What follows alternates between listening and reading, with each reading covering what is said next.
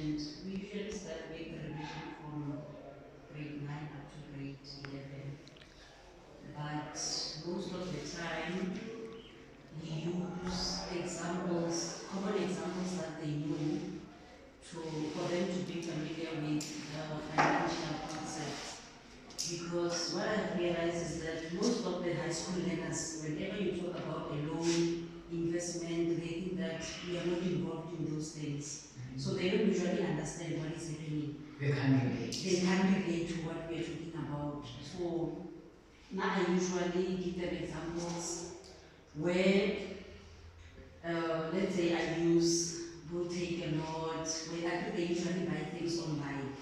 I give them examples such as that. Why don't you go to a certain shop to purchase this? Why do you go to take a note? Why do you use online? They say you're comparing prices, you want to save and such things. You say that is financial mathematics. Like now, if you want to save money, can you save 100 rand for 2 years and expect to get 100 rand after 2 years? They say no. Then why? Can you borrow your friends 5 rands and then you say, I want 10 rand back. Why are you saying you want 10 rand back? Why that 5 rand? They say it's interest. And then that is what we're going to talk about. So I start with little things that they can understand. And then later on we introduce the loan concepts and then investment and such things. And then in grade 10, I usually tell my learners to come with this furniture catalogs.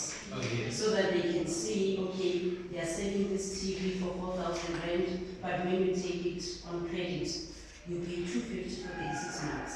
Then I tell them, calculate that amount.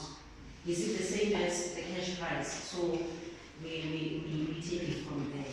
So but in grade 12, it's a challenge when coming to present and future things. First thing, the language is the problem. They can't understand. Actually, they are lazy to read. I think it's the problem.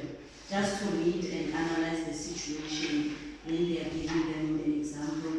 A person is starting a business, a sinking fund for this. They don't read. As long as, like you said, when they see a home, they assume it's a loan. Yeah, so it's a challenge there. And how have you, what strategies have you tried to employ to address those particular language barriers? Like, usually I use the learners who are doing commercial subjects to explain a simpler term for those who are doing physics. Just explain to this person what is interest. What do we mean by a monthly payment? What do we mean by investment? Such things.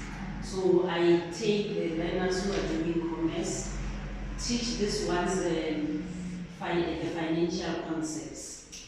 Just like in calculus, I take the one who are doing physics, teach this one who are doing commerce, those concepts, and then we take it from there. Especially when it comes to optimization. Yes. Thank you.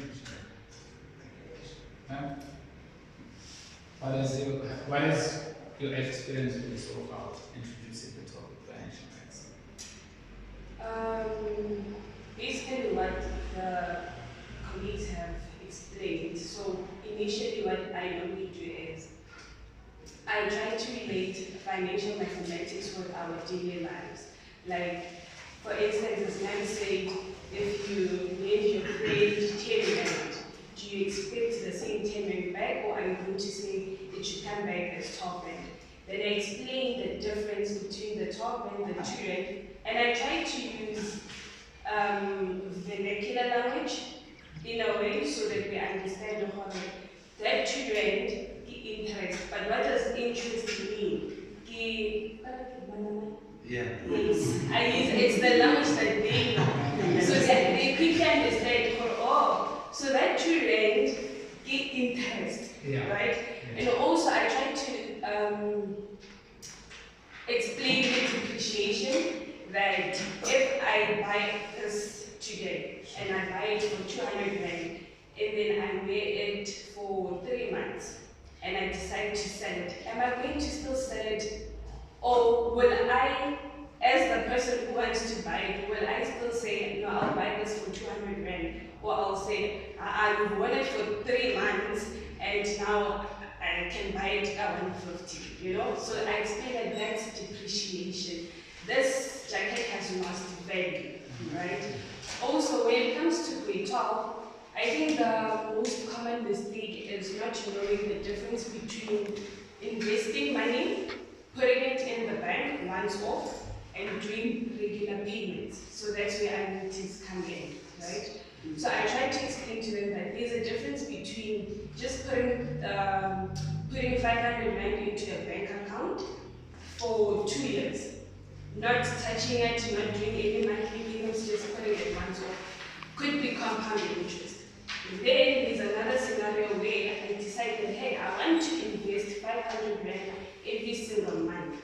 Then that's when I introduce the future interest, but I also integrated it with sum. The sum. That's what I want to ask. Do you borrow the concepts from the number patterns to bring it to some like geometric series? Yes. I use that and then try to explain that if I put 500 rand this month, the N will be that for number of periods, right? And then I'll add it with the 500 rand that I put again, it will still accumulate interest, right? Then I add it with another 500 from the third month, the N will depreciate. From, if it's 24 months, it will be 24, 23, 22, 21, until the last month. And then I use the sum formula to bring there. Because when you look at that regular payment, it's like the same payment, right?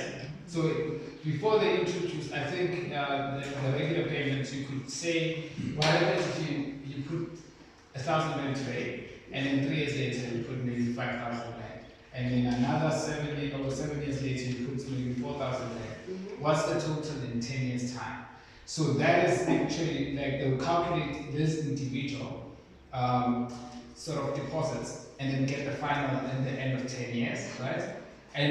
But now with the regular payment is that it's not like spaced out like that. It's actually every following consecutive term. So it's building on sums. That's actually a good strategy. I also noticed. Thank you for that. Sir, how